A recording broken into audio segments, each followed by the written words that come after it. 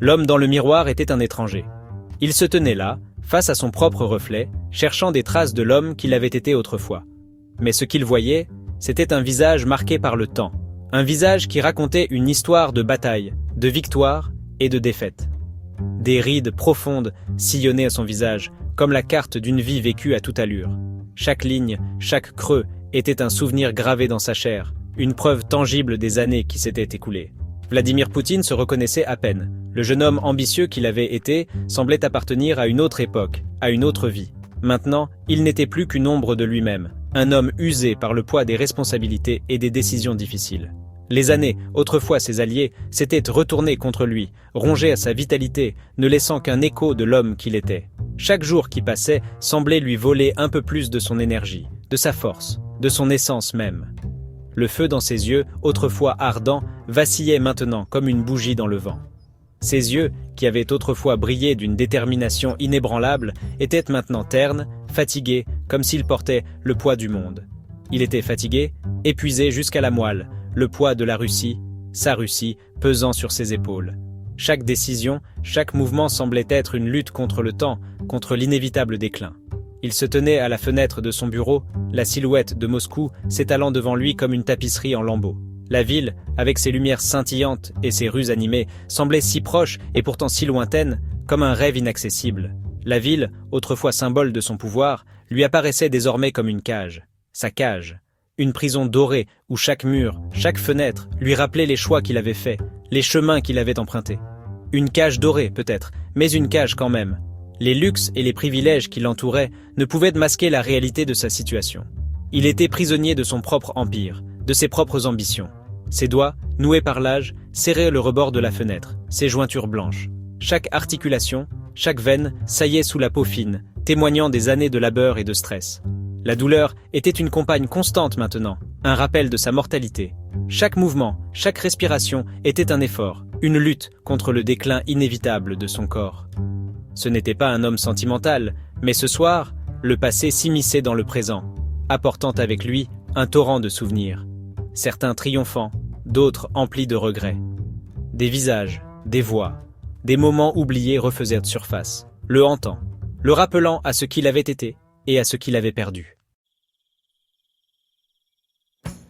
Le silence du Kremlin était trompeur. Derrière ses murs imposants et ses tours majestueuses, une tension palpable régnait. Les couloirs, habituellement calmes, étaient maintenant le théâtre de conversations feutrées et de regards furtifs. Les ombres semblaient s'allonger, comme pour mieux dissimuler les secrets qui s'y tramaient. Sous la surface du calme, une tempête se préparait.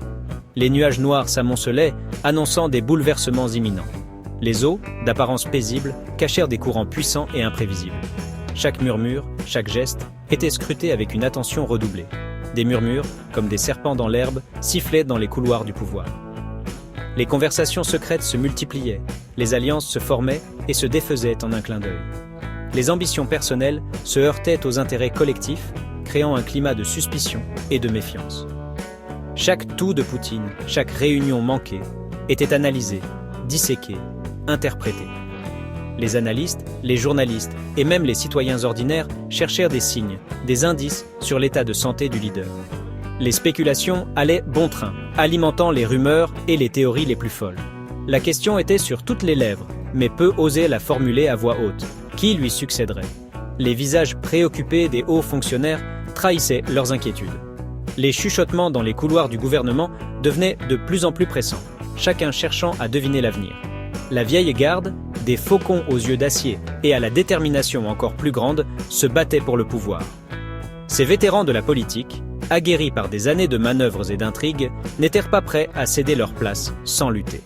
Leurs discussions étaient intenses, leurs regards perçants, chacun cherchant à asseoir son autorité. Chacun se croyait l'héritier légitime du trône. Les prétendants au pouvoir affichaient une confiance inébranlable, convaincus de leur droit à succéder. Les rivalités étaient palpables, les ambitions démesurées. Les regards échangés dans les salles de conférence étaient lourds de sous-entendus et de promesses non dites. La nouvelle génération, ambitieuse et avide, tournait en rond comme des loups, sentant la faiblesse. Ces jeunes professionnels, impatients de faire leurs preuves, voyaient dans cette crise une opportunité. Leurs discussions étaient animées, leurs idées novatrices, mais leur ambition pouvait aussi les mener à des confrontations dangereuses. Poutine les observait tous, son regard perçant et impitoyable. Il connaissait les ambitions de chacun, les forces et les faiblesses de ses adversaires. Son silence était stratégique, chaque mouvement calculé. Il savait que le moindre faux pas pouvait être fatal, mais il avait encore quelques cartes à jouer. Il avait construit ce système, cette toile complexe de pouvoir, et lui seul savait à quel point il pouvait facilement se déliter. Chaque fil de cette toile était relié à un autre, créant un réseau d'influence et de loyauté. Mais il savait aussi que la moindre tension pouvait tout faire s'effondrer, et il était prêt à tout pour maintenir son emprise. Le sommeil était une maîtresse capricieuse. Souvent, il se retrouvait allongé, éveillé, les fantômes de ses décisions passaient tourbillonnant autour de lui comme des feuilles mortes dans un vent d'hiver. La Tchétchénie, la Géorgie, l'Ukraine, chaque conflit était une cicatrice sur sa conscience, chaque victoire teintée de l'arrière-goût amer du sang versé.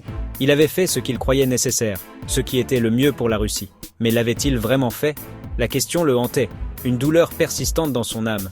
Il y avait eu des erreurs, bien sûr. Il n'était pas idiot, mais il avait toujours agi dans ce qu'il croyait être l'intérêt supérieur de sa nation.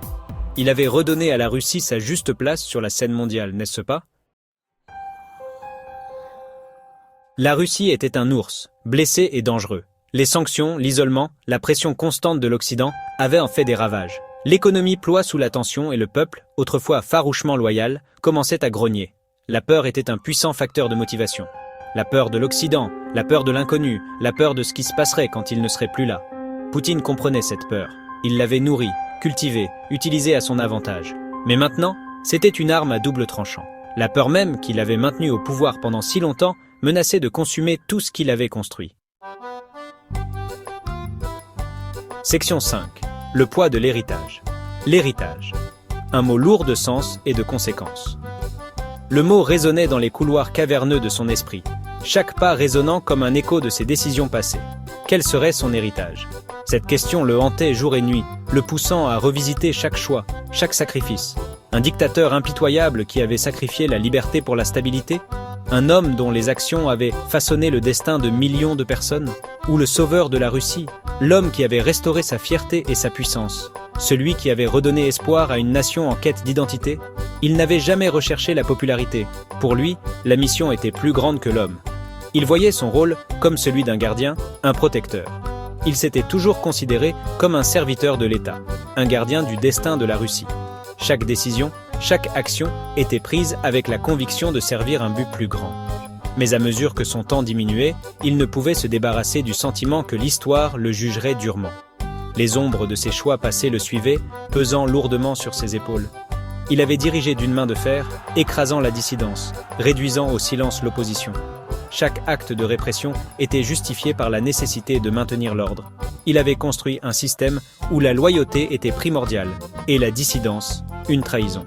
La loyauté était la pierre angulaire de son régime, un ciment qui maintenait l'édifice en place. Était-ce la Russie qu'il avait imaginée il y a toutes ces années? Une nation forte mais divisée, puissante mais craintive? Les réponses se dérobaient, laissant place à une introspection profonde. Section 6. Un monde au-delà du Kremlin. Le monde à l'extérieur des murs du Kremlin semblait à la fois familier et étranger. L'époque où il pouvait marcher librement parmi le peuple, un homme du peuple, était révolue. Maintenant, il était prisonnier de ses propres actes, entouré de gardes du corps, chacun de ses mouvements scrutés, chacune de ses paroles analysées. La simplicité de la vie avant la présidence lui manquait, la camaraderie de ses années au KGB. À l'époque, le monde semblait plus petit, moins compliqué. Section 7. La poigne de fer se relâche. Sa poigne de fer sur le pouvoir se relâchait. Il pouvait la sentir lui échapper, comme du sable entre ses doigts. Ses conseillers, autrefois obséquieux et désireux de plaire, se disputaient maintenant entre eux, leurs yeux se tournant nerveusement vers lui, jaugeant ses réactions. Il avait toujours été fier de son contrôle, de sa capacité à lire les gens, à anticiper leurs mouvements. Mais maintenant, il se sentait à la dérive, incertain de la personne à qui se fier, incertain de son prochain mouvement. L'avenir, autrefois une toile vierge sur laquelle il pouvait peindre sa vision, se dressait maintenant devant lui, sombre et menaçant. Section 8. Un avenir voilé de brume. L'avenir de la Russie, autrefois si clair dans son esprit, était maintenant voilé de brume. Il avait toujours cru que lui seul pouvait guider la Russie à travers les eaux perfides de la géopolitique. Mais que se passerait-il quand il ne serait plus là? Qui protégerait la Russie de ses ennemis, tant internes qu'externes? Qui protégerait ses intérêts dans un monde de plus en plus hostile à ses valeurs? L'idée que la Russie, sa Russie, sombre dans le chaos, déchirée par des luttes intestines et des pressions extérieures, le remplissait d'une froide terreur. Section 9. Leur a-t-il donné ce qu'il méritait? Il regardait les lumières de la ville. 1 million de petites piqûres de lumière dans l'obscurité veloutée. Leur avait-il donné ce qu'ils méritaient? Leur avait-il donné la stabilité, la sécurité, un sentiment de fierté envers leur nation? Ou leur avait-il donné la peur, la répression et un avenir aussi incertain que la glace hivernale qui s'abattait sur la ville? L'histoire serait le juge. Il avait joué son rôle, pour le meilleur ou pour le pire. Le destin de la Russie n'était plus entre ses mains. Alors qu'il s'endormait, une pensée lui traversa l'esprit. « Pardonnez-moi.